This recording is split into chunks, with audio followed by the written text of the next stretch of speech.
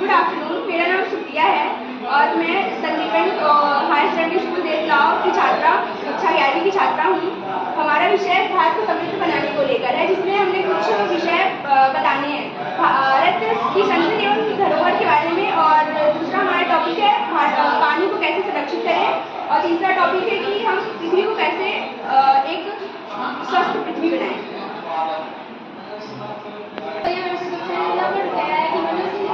पेड़ पौधों की कटाव के कारण पर्याप्त ऑक्सीजन की मात्रा की जाती है, जिससे जीवन जीना मुश्किल हो रहा है। और यही सबसे पेड़ के कटाव के कारण ये जो दूषित पदार्थ है वो हमारे अंदर जाकर हमें बीमारियों से ग्रसित कर देते हैं।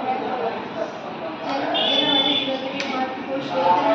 जल का उपयोग हम पीने के लिए और अपने दिनचर्या के लिए प्रत्येक आवश्यकताओं के लिए हमारे जल एक महत्वपूर्ण स्रोत है। जल को हम विभिन्न स्रोतों जैसे नल, कुआं, हैंडपंप, बोरवेल इत्यादि और छत पर भी आजकल जल का संग्रहण किया जा सकता है, जिससे कि जल हमारे जीवन में बहुत आवश्यक है। कहा जाता है कि जल ही जीवन है। यहाँ तक कि इस कथन से स्पष्ट होता है कि जल जीवन में हमारे कितना लाभदायक है।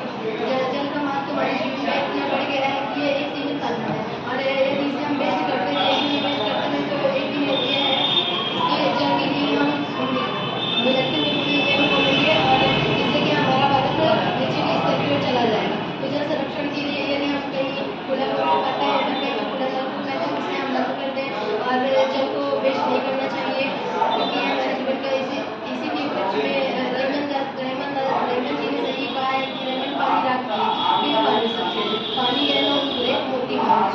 सो save water, save life and save हमारे भारत देश की संस्कृति अद्वितीय है।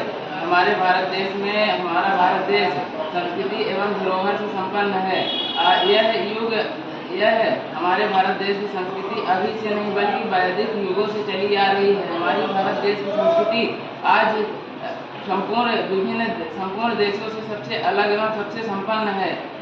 जैसा कि हम सब जानते हैं, इसमें हमारे भारत देश के नृत्य, भाषा, धर्म, संगीत आदि के माध्यम से हम अपने भारतीय संस्कृति को प्रस्तुत करते हैं, जिसे हमें अपने जीवन यापन को करने में बहुत सरलता होती है, और हमें इसकी रक्षा एवं सम्मान करना चाहिए। इसी के माध्यम से हम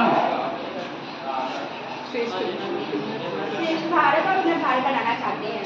बेटी बचाओ बेटी पढ़ाओ हमारा टॉपिक अगला बेटी बचाओ बेटी पढ़ाओ है, जिसमें मैं कुछ कहना चाहूँगी कि हम प्राचीन समय से महिलाओं की जो शिक्षा है उस पर ज़्यादा ध्यान नहीं दिया जाता है, जिस कारण से महिलाएं अशिक्षित होती हैं और केवल घरों तक ही सीमित रह पाती हैं। हमें महिलाओं को और आगे और उन्नत बनाने के लिए उन्हें शिक्षित करना होगा, साथ ही तकनीक में भी उन्हें आगे बढ़ाना होगा, जिसके लिए हम उन्हें शिक्षित करें और उनको आत्मनिर्भर बनाएं और उनकी मानसिक और बौद्धिक स्तर को जो है अच्छा करें, जिससे वे भारत का बहुत आगे तक नाम रोशन करेंगे और देश विदेश में भी हमारे भारत का नाम रोशन होगा।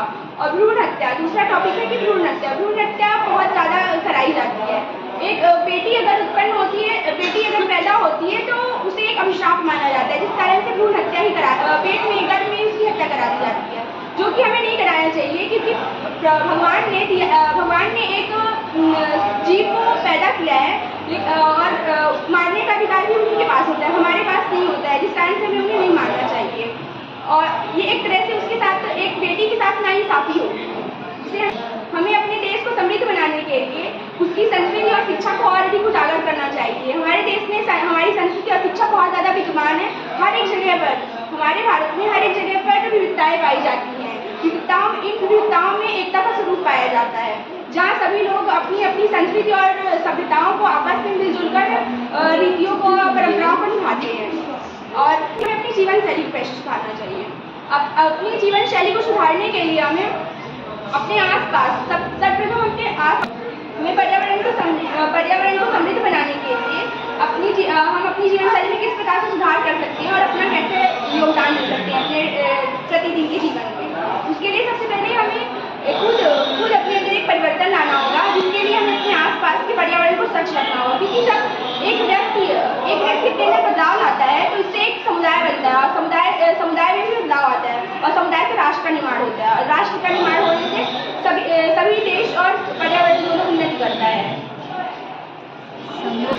एक समृद्ध व्यक्ति एक समृद्ध समुदाय का निर्माण सुनो फिर से बोलो। एक समृद्ध व्यक्ति एक समुदाय का निर्माण करता है और समुदाय एक राष्ट्र का निर्माण करता है, जिससे कि देश उन्नति की ओर बढ़ता है। इसलिए हमें अपने देश को समृद्ध बनाने के लिए पहले खुद के अंदर बदलाव करना पड़ेगा। धन्यवाद।